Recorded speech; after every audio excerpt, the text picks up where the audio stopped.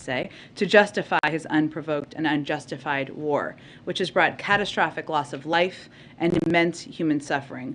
We're continuing to do what we can to provide support for Ukraine at this pivotal moment, flowing security, economic, and humanitarian assistance. Today, the President signed the Lend-Lease Act into law, which adds to our suite of tools as we provide Ukraine with the weapons and equipment they need.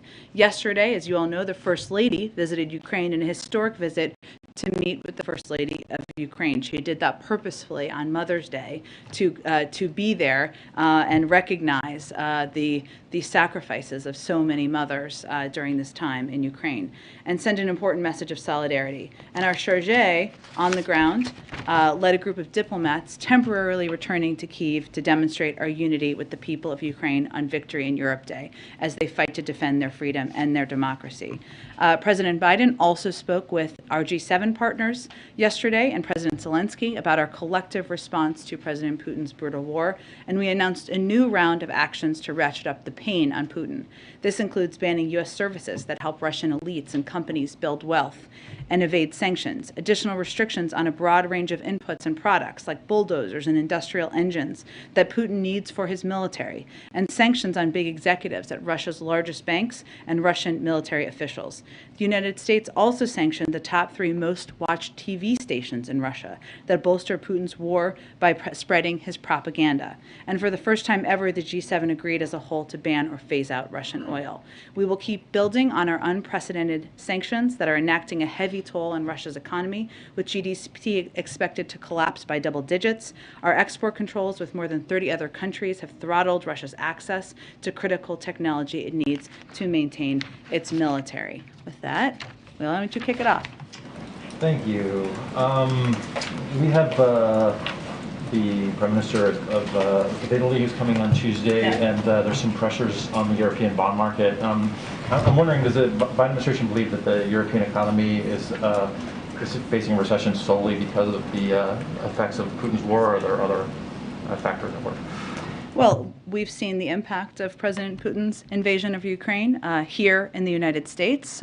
We've seen in our own economy how inflation and inflationary data over the last several weeks or even months has been impacted a great deal by energy prices, and a great deal of that is because of President Putin's invasion. I don't have an assessment from here on the European economy other than to say we know, if we look at the past several months, even before the invasion, that the GDP here and our economic growth here was higher than the rest of the world, including Europe, because of the strength of the steps the president took earlier last year. So, they will have a range of topics to discuss, including ongoing efforts to hold President Putin and the Russian leadership to account, to continue to put in place crippling sanctions, to continue to support Ukrainians as they bravely fight this war against the Russians. And they will, of course, also discuss our close cooperation on promoting economic prosperity, increasing Europe's energy security, and combating climate change, all topics that we expect to be part of the preparations and on the agenda for the G7. Maybe one more on another topic. You suggested that peacefully protesting outside the homes of judges and Supreme Court justices is part of freedom of expression and part of what we do in the United States. But there's a law in Virginia that actually prohibits protest outside private residence, even when it's done peacefully. So I'm wondering if any sort of demonstrations outside private homes might run afoul of that law and other laws like it in other parts of the country. We're certainly not suggesting anyone break any laws. I would note that the president's view has long been, and I tweeted this earlier this morning and repeated and made a number of these comments last week as well, that violence, threats, and intimidation have no place in political discourse. Yes, we are a country that promotes democracy, and we certainly allow for peaceful protest in a range of places in the country. None of it should violate the law. No one is suggesting that. And it should never resort to violence, to threats, to intimidation in any way, shape, or form. But that is what our position is and the president's position is. Go ahead. Thank you. On abortion, Republican leader Mitch McConnell has said that a national ban on abortion could be possible, depending on the votes. Without court intervention, just how at risk does the administration believe the U.S. is to completely outlaw abortion? I think we're at serious risk. You noted Mitch McConnell and other Republicans in Congress are talking about a national ban on a woman's right to choose. There were a number, I think it was something, I can get the exact number here, but dozens and dozens of Republicans in Congress signed on to the Mississippi court case and advocating for severe restrictions on a woman's right to choose and a woman's right to make choices about her own body. And we've seen in other places in the country. Just yesterday, the governor of Mississippi said directly whether that. Just yesterday, the governor said directly whether they wouldn't say whether they would directly go after the right to use contraception, meaning that's another area where, so as the president has said over the course of the last nearly week, his concern is about, yes, a woman's right to make choices about her own health care, about what this final opinion could be. It's also about what choices could be made that go beyond that. I'd also note that Louisiana legislators advanced a bill to classify abortion as homicide, which would allow women who terminate their pregnancies to be charged with murder and potentially criminalize in vitro fertilization and forms of birth control. So in some ways, yes, you're seeing an outcry by the nearly 2/3 of the public, many of them peacefully protesting, who are concerned about what this opinion will say. But you're also seeing a number of Republicans in states and some in Congress double down on this potential to overturn a law that has been the law of the land for 50 years. You mentioned that the Mississippi governor and his comments on the possibility of banning certain types of contraception. Is the administration planning to take steps to try and preemptively safeguard access to contraception? Well, I would say there's a range of considerations that are underway, both by our counsel's office, by the Department of Justice, led by the Gender Policy Council, to take every step we can to protect women's fundamental rights and protect rights beyond that. I would note that, and the president talked about this a little bit last week, but when we're talking about Roe has been the precedent for a number of other laws passed by the Supreme Court that impacts people's fundamental lives, their basic rights, their freedoms, their privacy, and their protections, including, if you look back, Griswold versus Connecticut, Eisenstadt versus Baird, which ensured the right to use contraception was protected. That is law now, but we are clear-eyed about this being a precedent for that and what could come next. Obergefell versus Hodges, which protects the right to marry. Lawrence versus Texas, which stops government from preventing sexual relationships between consenting adults. For 50 years, Roe has been the basis for a number of these decisions that have impacted and changed people's lives, in our view, for the better. You mentioned again, I mean, obviously you're discussing next steps here. You've said before that you're not going to detail what's sort of on the table, especially until the final ruling comes down. But why not? I mean, especially when states have trigger laws, sort of why not communicate at least what the options are to try and get ahead of some of this, give women some assurances, as we see, obviously growing concern across the country? Sure, Mary. Well, what I've talked about a little bit in here in the past, which people can look to as a model for what we're trying to do, is what we've done in response to SB 8 in Texas, right? We created the Dire Need Grant Awards to provide funding to expand access to emergency contraception and family planning services. In addition, you also saw the Department of Justice and the Attorney General release a statement in response to Texas SB 8 that reaffirmed their commitment to using existing federal law to protect the safety of patients seeking access to reproductive health services. The Department of Health and Human Services has also been implementing a three-pronged department-wide response to protect patients and providers. We've also talked in here a great deal about the fact that we know that 26 states have indicated their plans on a different varying levels, I should say, of overturning women's fundamental rights. 13 have trigger laws, and what we're looking at, and some states have also taken steps. Connecticut, California are two of them. Others are also examples to protect women's rights. What we're looking at here is nearly half the country potentially not allowing women to have access to choices about their own bodies and their health care that has been the law of the land for 50 years. So, and we know who that will impact, because 75% of people seeking abortions make less than 200% of the poverty level. We know the majority of people seeking abortions are women of color. So we are taking into account all of that as we look at options. Go ahead. Just to follow up on all that, Mary asked what I would for the most part, but look at that collegiality at play. When are we going to hear from the president on this issue? We've heard from just about every other Democrat. You've clearly come prepared with all the details today. Do we have to wait until the court ruling is official, or might he speak out beforehand? I would say he spoke multiple times last week, and I expect you'll continue to hear him speak about this issue. He spoke on the tarmac, it was noisy. Does that raised not his count? concern. Well, I'm just wondering if there's going to be something slightly more prepared and thoughtful to try to, make use of the presidential bully pulpit the way he can. When he wants to, he can draw attention to issues. You're right, and what I was pointing to, Ed, is that obviously this was in his mind and front and center for him last week because he spoke multiple times to this, unprompted in some cases, some prompted by questions, of course, and I expect he will continue to do that. What I don't expect he will do is speak to an opinion that is not yet final, that has not yet been released, but certainly speaking to the protection of women's fundamental rights, of their rights to make decisions about their own health care, and certainly his concern, which he's talked about for decades, about privacy and privacy protections, which he said last week was the basis of his leading the fight against the Bork nomination. So I expect you'll continue to hear him talk about that, and hopefully there will be more opportunities for you all to ask good questions. Two other, if I could real quick. Tomorrow he's giving a speech on inflation. Yeah. Wondering if you can give us some sense of what more he'll get into. Sure.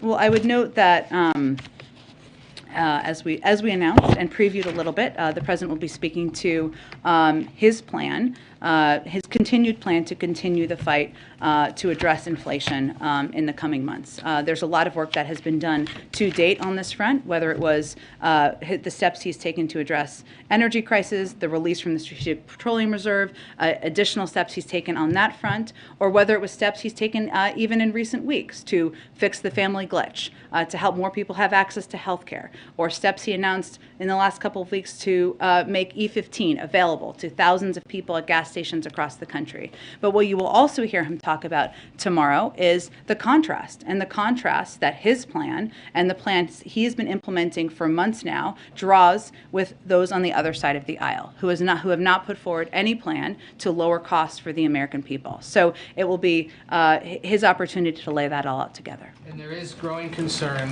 about a persistent supply issue with infant baby formula. Yeah. There's about a 40% shortage right now. Major retailers having to limit how much people can buy, especially acute in places like Tennessee, Missouri, Iowa. This is partly an FDA issue, but it could be a Biden administration issue. Just wondering if you guys are planning on taking any steps to help remedy that. Well, let me first say, as you know, but the FDA issued a recall to ensure that they are meeting their obligation to protect the health of Americans, including babies, who, of course, were receiving or taking this formula, and ensure safe products are available. That's their job. Ensuring the availability of these products is also a priority for the FDA, and they're working around the clock to address any possible shortage. Okay, that is like hearing your voice on the answering machine, which I know that's a very outdated reference, but we've all been there. So what the FDA is doing, which while they're independent, they are part of the administration, is taking a number of steps to address. That includes working with major infant formula manufacturers to ensure they're increasing production, because part of this issue is, of course, making sure there's stock on the shelves, right? And working with the industry right now to optimize their supply lines, product sizes to increase capacity, and prioritizing product lines that are of greatest needs. Because obviously, as someone who my child has long been out of formula, fortunately, but it's close enough that I remember when you're trying to go to the store and get the specific kind of formula for your age child or whatever their needs are. So they are taking steps with that in mind. They're also exercising flexibility and expediting review of notifications of manufacturing changes that will help increase supply, particularly in the case of specialized formula. So that applies to that as well for medical needs. And they're also trying to streamline import-entry review processes for already notified infant formula products coming from notified foreign facilities. So what they're trying to do, in the shorthand of it, is increase supply by working with a range of manufacturers and what their capacity is to ensure that the kinds of formula that was recalled is where they're able to help ensure it's on the shelves. It isn't something that's kept in a national stockpile, you know? I don't believe there's a national stockpile of baby formula, but the FDA is not just their responsibility in their view to ensure that we're meeting our obligations to protect Americans. It is also their obligation to take steps to ensure supply can be met when they take these steps. So that is what they're very focused on. What's an answering machine? If you know. Since you're 25, I'll explain it to you after the briefing. Could you just give some general reaction to Putin's speech this morning? Sure, I tried to do it a bit at the top, but what I will say is that what we saw President Putin do is give a version of revisionist history that took the form of disinformation that we have seen too commonly as the Russian playbook. Now, what is fortunate is that we are all aware. Reporters around the world are aware. Europeans are aware. Americans are aware of the disinformation factory that President Putin and the Kremlin seem to be. But the suggestion that this war that was prompted by, directed by President Putin, was prompted by Western aggression or Western plans is patently false and absurd. And otherwise, I would say, our view is that we should remember, and this is why I did this at the top, what this day is actually about, which is something that we have all celebrated, which is the defeat of Nazis after World War II, something that Russians have celebrated in the streets for many years. Question on a totally unrelated topic. Biden has blamed large meat packers for the run-up in meat prices. Yeah. And today, Tyson's Foods had another record or very good earnings out that showed its average prices for beef had climbed nearly 25% compared to the same quarter last year. I wondered if you all have any reaction to that. Is this the sort of price gouging that the administration is seeking to stop? I don't have any reaction directly to one company's earnings, but what the president's concern is, and what Secretary Vilsack, who's been here a number of times, is concerned about, is that the meat industry, the conglomerates are so small, not small, they're very large, but they're so dominant that they are elbowing out, of course, smaller producers, and that they have this capacity and ability to jack up prices and pass those on to consumers when they should not. But I don't have any direct reaction to one company's reports. I am not aware of this issue and our concern being addressed, though. So it's an ongoing concern. Go ahead. Just a little bit more on the Victories Day speech. Given that he didn't really point to specific victories and he also didn't signal, some kind of upcoming massive escalation or some pathway to ending the war, I'm just wondering if there were any takeaways for U.S. officials specifically related to the trajectory of the war from that speech? I would say what we're watching closely is what we're seeing on the ground. And what we're seeing on the ground is the right now, a great deal of the war, as you all know, and my colleagues at the Department of Defense have briefed on this even as recently as this morning, has obviously moved more to the east, and that terrain is very different. The Donbass is a lot more flat. It's little small villages. It's very different from what we were seeing in Kyiv. That is a terrain that the Ukrainians know well. And what we look at as we look to the totality of the country, and if we go back to mid-February when President Putin was giving speeches basically declaring he was going to subsume Ukraine, take over the country, the territorial integrity of the country, and go beyond that, that is exactly not what's happening today. President Putin and the Russians are not marching through Kyiv. They are struggling to fight in other parts of the country, and the Ukrainians are bravely and courageously fighting every day. So we look at what's happening on the ground, though it is important to note and to call out the revisionist history that we saw in this speech, and the fact that any such statement that we've seen for months from President Putin, that the war was prompted by the West, is just patently false and inaccurate, and we can't state that too often. On the First Lady's trip to Ukraine, is there anything more you can share? You've talked a little bit about why she wanted to choose Mother's Day to travel into Ukraine. In terms of sort of the security concerns, which you've talked about a lot, how were you all able to get to a point where you could feel confident, the president could feel confident that she would be totally safe? I'm not going to get into behind-the-scenes security concerns or considerations. Obviously, she would not have gone if we did not feel comfortable with the security arrangements. I will note that she went there, as you said, because she wanted to go on Mother's Day because she thought it was important to show the Ukrainian people that the war has to stop, that the war has been brutal, and that the people of the United States stand with the people of Ukraine. That's why she went yesterday, and to show that the hearts of the American people are with the mothers of Ukraine. She also, of course, she's been back now, and she's had an opportunity to speak with the president, and has conveyed, she said this publicly, directly to him, what she saw on the ground, the need to support the people of Ukraine. She saw the horrors and the brutality that the people she met had experienced, and that was something she conveyed directly to him. But in terms of security, obviously we have a range of security considerations we make, and I'm not going to get into those from here, though. Just have a quick COVID question. Sure. The warning about the 100 million potential COVID infections by the fall and winter if new COVID funding isn't approved. Yeah. Dr. Jha has said that this is based on a range of internal and external models. Could the White House point us to which specific models were used to get to that number? There are a range of, as he said, internal and external models. Well within that range is that number.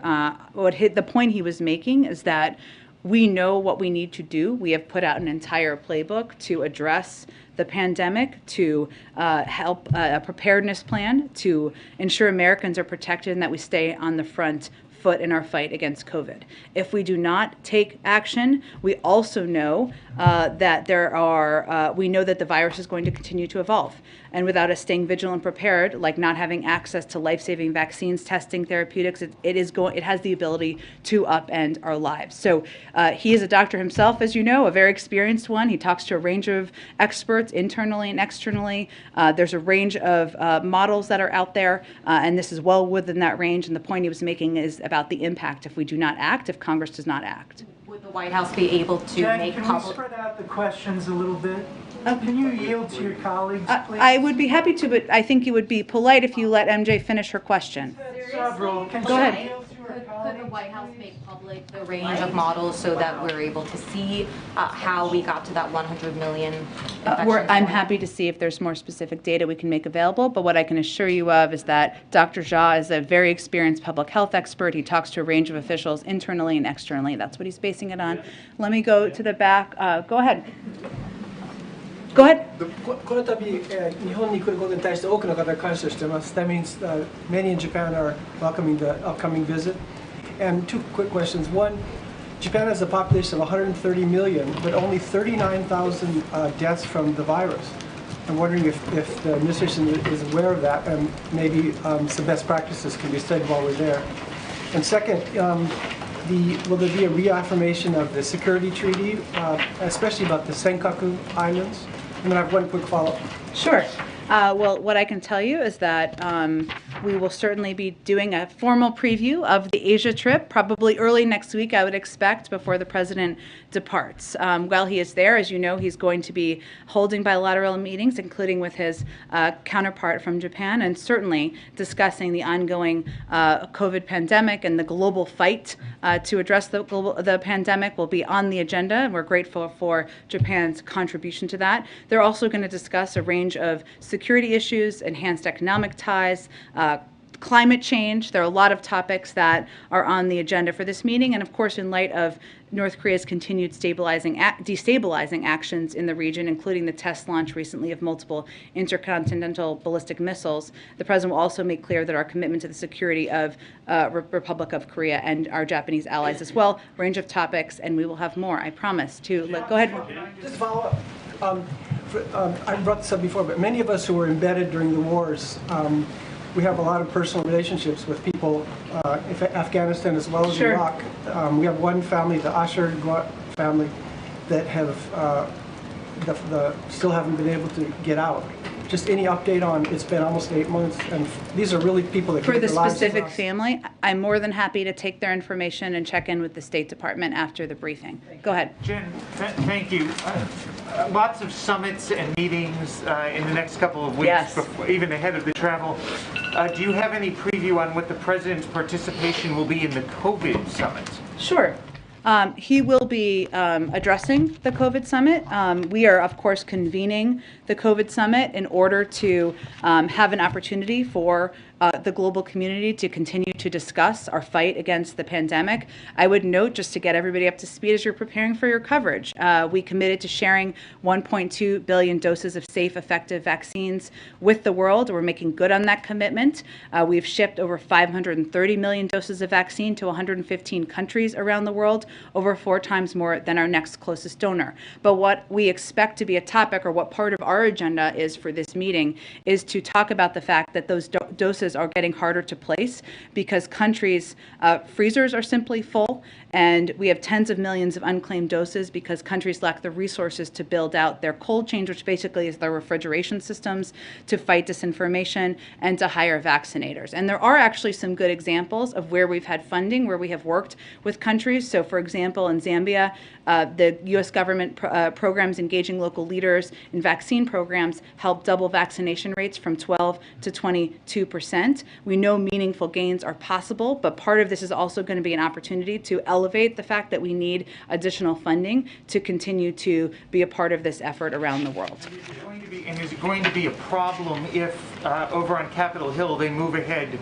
with the Ukraine aid package and sort of leave that COVID funding to the side right as this summit is convening? Well, that's an active conversation literally as we speak right now on Capitol Hill. So what I will tell you is that the president is absolutely committed to signing into law both the Ukraine funding and also COVID funding, and he will continue to fight for both. Go ahead. Thanks, Jen. Last week you mentioned that the administration is talking to a wide range of people about how to respond to this upcoming decision on abortion. Yeah. You mentioned business leaders. I'm just curious if you could elaborate on that. What kinds of businesses, and how do you see their role in this, in this response? I think the point I was making, I don't have business leaders to read out for you, and we're going to keep a lot of these conversations private, but I would note that 2/3 of the public, even in Fox News polls, have said that they don't want to overturn Roe v. Wade. This is a mainstream position for the majority of the public. I'm not saying everyone agrees on it. That's not at all what I'm saying, but it is about 2/3 of the public. So there are a lot of stakeholders, a lot of private sector citizens and leaders who are concerned about what they could see if this opinion if this is a final version or close to a final version of the opinion. And part of our role here is to engage with leaders, whether they're on Capitol Hill or they are women's leaders or they're in advocacy groups, and certainly private sector leaders as well. Go ahead. Thank you. The president and you have talked about the MAGA crowd or the ultra MAGA. How does that jive with his desire to be the bipartisan guy? Well, the president's view is you can do both. He believes that there is work we can continue to do together. We're actively advocating for. He was out traveling in just last Friday on the Bipartisan Innovation Act. We believe that needs to move forward. It should move forward, and that can build on the nearly 80 bills that we signed into law last year that are bipartisan. But he's also not going to stand by and not call out what he sees as ultra MAGA behavior, ultra MAGA policies that are out of the mainstream of the country and are not in the interest of the American people. Whether that is efforts to prevent a woman from making choices about her own health care, or whether that is Chairman Scott's policy and proposals on that would raise taxes on people making less than $100,000 a year. He's going to continue to call that out, but he believes there is still a path to move forward on where we have agreement. And on the First Lady's trip to Ukraine, does that change the calculations at all about the president making a visit to Ukraine, since this presumably worked? Their travel is a little bit different. I think you all know from traveling with the president, but there's not a trip currently planned. But again, he would love to go to Ukraine. I just don't have anything planned or anything to preview at this point. Go ahead. Thanks, Jen. There are reports now, you just alluded to this a minute ago, that Democrats are in fact going to bring forth that Ukraine aid without the COVID funding attached. I know you've told me last week that was something that the White House wanted to see them attached, but we're being told that the president actually had said, look, the Republicans don't support that, let's leave it aside. Can you confirm that? Was there a change in thinking over the last few days at the White House over how this package should proceed? Well, that has been his preference, to get both of them done together, which he has thought that would be the most efficient process. Since this is actively happening right now, I don't have any confirmation of it from here. I expect we'll have more. Even though I have dwindling days left here, I'm still not going to get ahead of the president because, I want to enjoy those last few days. But hopefully we'll have more to say on where we stand soon. Go ahead.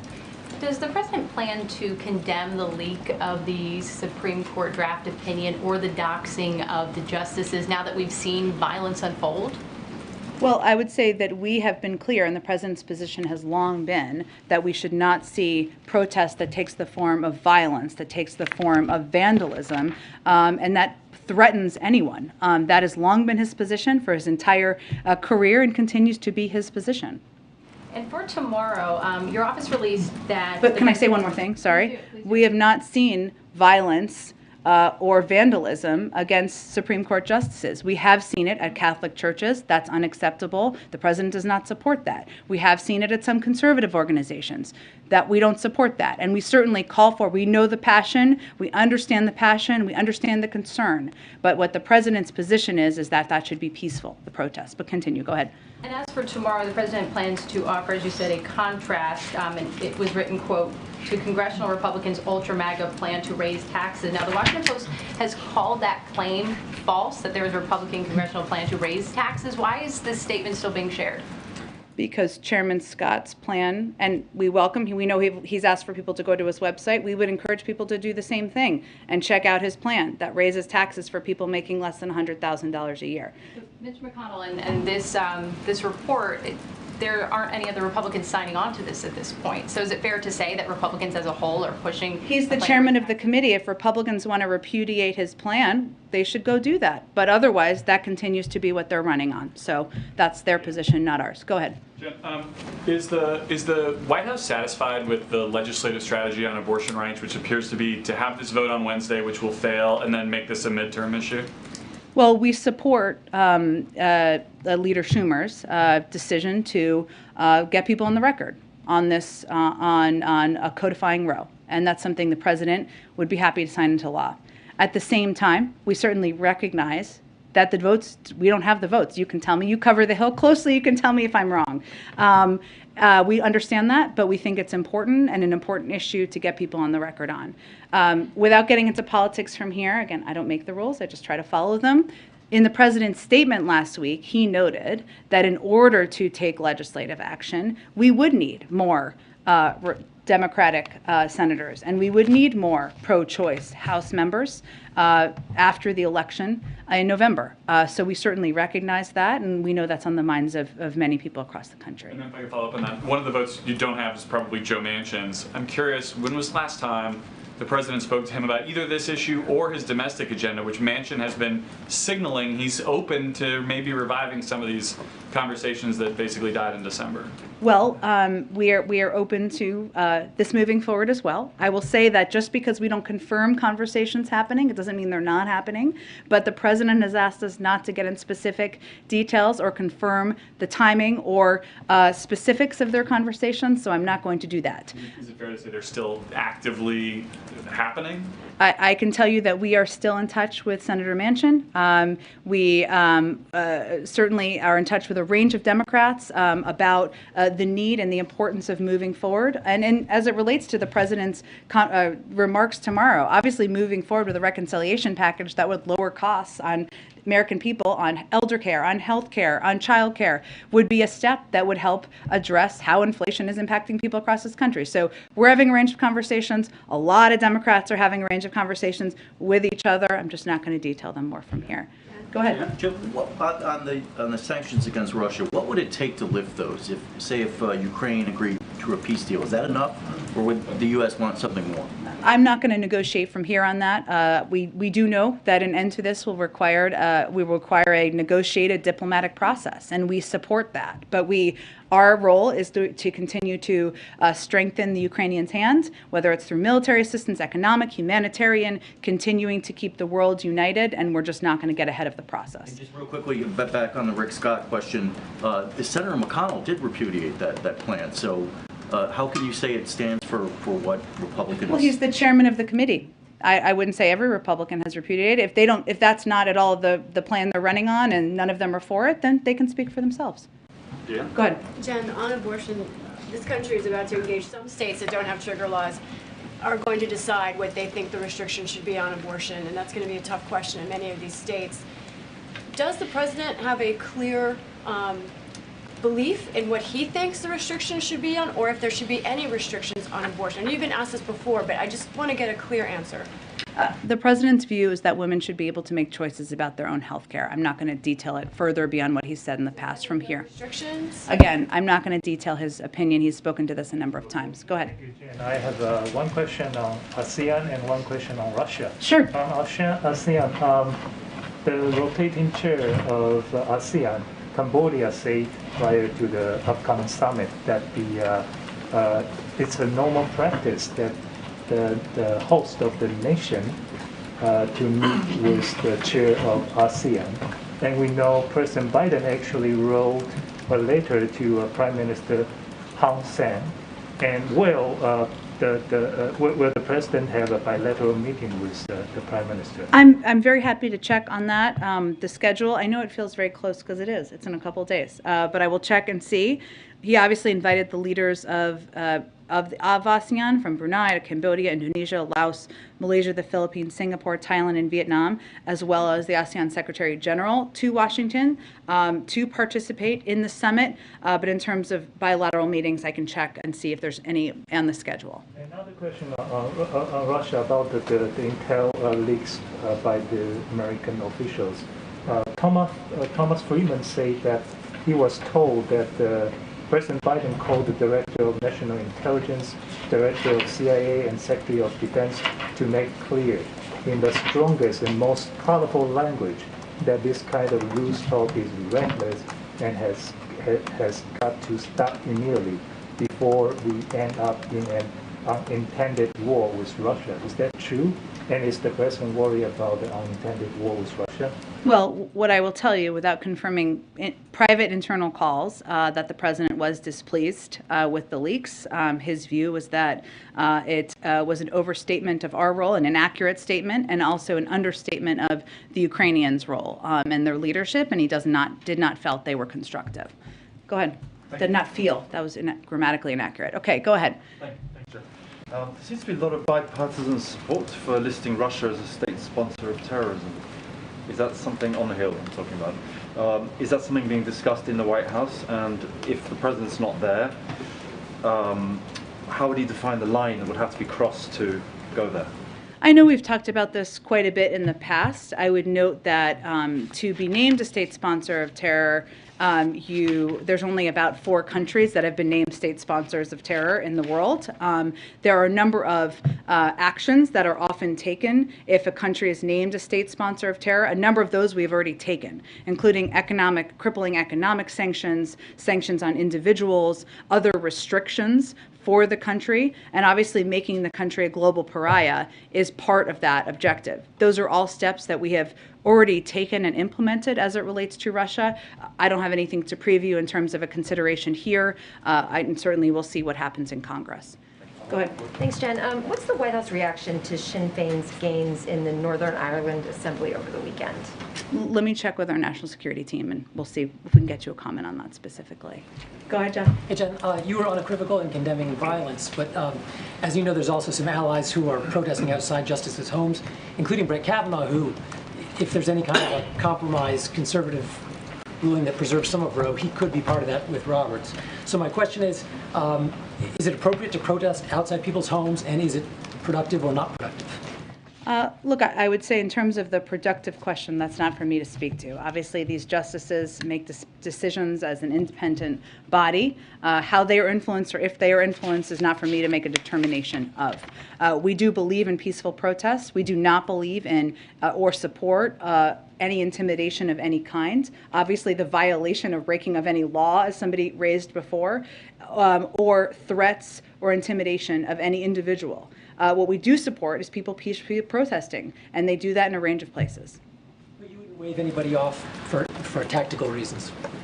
We're not here to give tactical advice to protesters. What we are here to call for is peaceful protest, for people not to resort to violence, to vandalism, or certainly intimidation of any kind. Go ahead. Yeah, as we look ahead to tomorrow's inflation speech, let me ask you to look back at some of the warnings that were issued last year by Summers and Ratner and so on. In retrospect, were they right that some of the government policies were going to lead to inflation?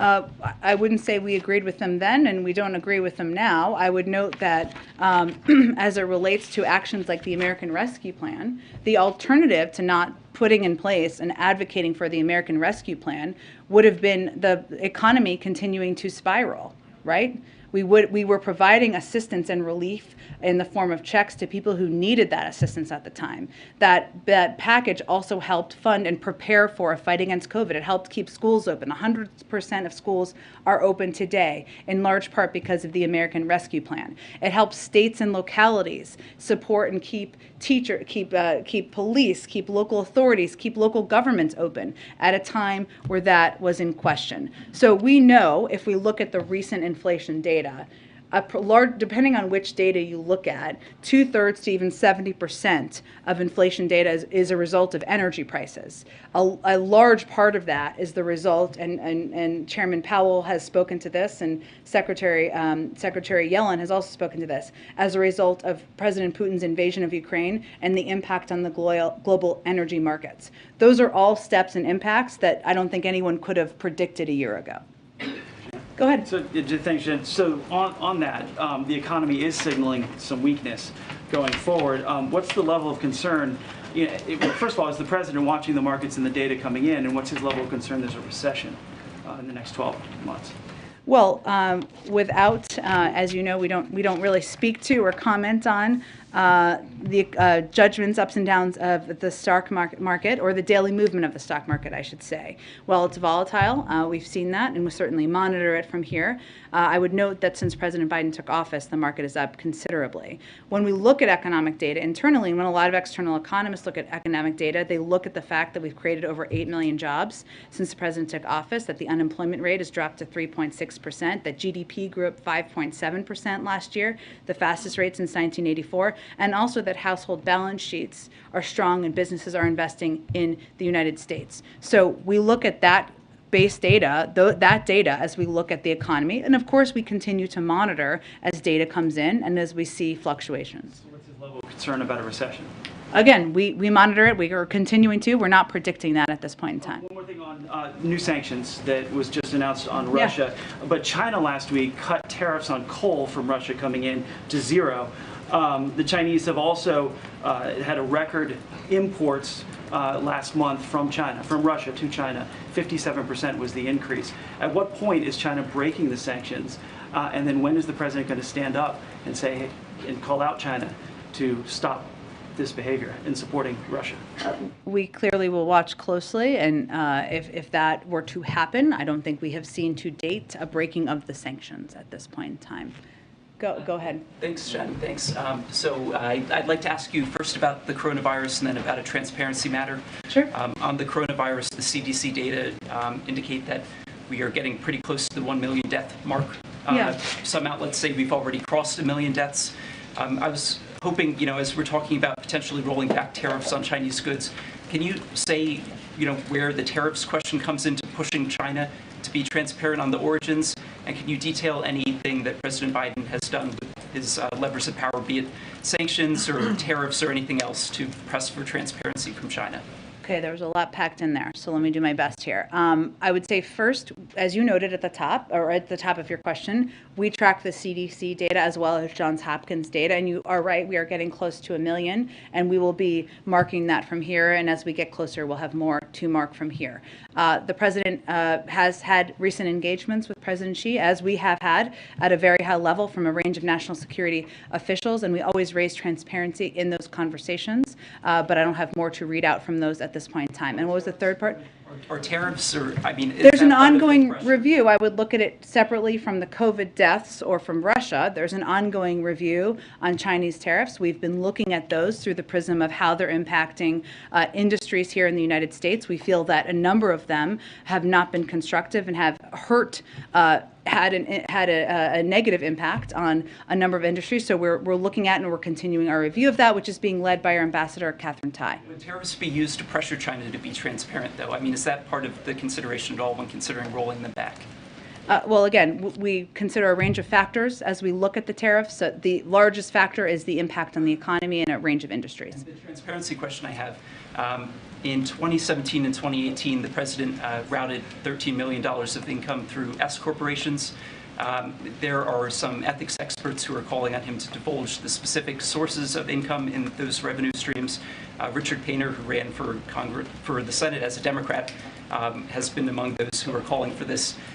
Will President Biden be releasing the sources of income that were in that $13 million, particularly as there's attention being paid to his son and whether he earned any money from his businesses? Well, again, the president doesn't have dealings with his family members about business, and he has released decades of tax returns, which is more than I can say for his predecessor. Go ahead. Thanks, John. I wanted to ask about North Korea. So some South Korean officials are saying that North Korea is likely to conduct another nuclear test around the time that President Biden goes to South Korea. Is the president monitoring this, and is the White House going to roll out any preemptive sanctions in the next week or so? Well, I will say we are certainly monitoring, and I would note that when the president goes to South Korea and Japan, North Korea, especially given their recent tasks, will be front and center in the agenda and discussing security in the region with them. I don't have anything to predict or preview in terms of any preemptive sanctions or actions. Just ask, the new South Korean president is coming in tomorrow, and he's expected to take a much more hawkish stance on China and North Korea compared to his predecessor, who wanted to really work closely with North Korea. So does the White House welcome this kind of new hawkish stance against the two countries? The president looks forward to having a conversation with him about security in the region and, of course, denuclearization of the peninsula. Go ahead. Thank you so much. Just a Last few one. Go ahead. follow-up Yeah. questions. About the Cambodian Prime Minister. Sure. He's been in power since 1985, which is the last time answering machines were a thing. Yeah. More recently than that, I would say, but He's been accused of corruption, yes, of violence, of repression. It's the first time he's come to the White House. How does the White House respond to criticism that by allowing him in here and meeting with him, you're legitimizing that? I would say that the president has never held back in raising concerns about human rights when he has conversations with leaders where that's relevant. And this is an ASEAN meeting where all of the ASEAN member nations are included and invited. It's not isolating. It's not doing a state visit or anything along those lines. It's an opportunity to discuss with leaders in the region a range of topics that we work together on, whether it's COVID or economic growth or security in the region, and that's exactly what will be the focus, but he has never held back in raising concerns where he has them, including with countries where we have a range of work we do together. Thanks, everyone. We'll see you tomorrow.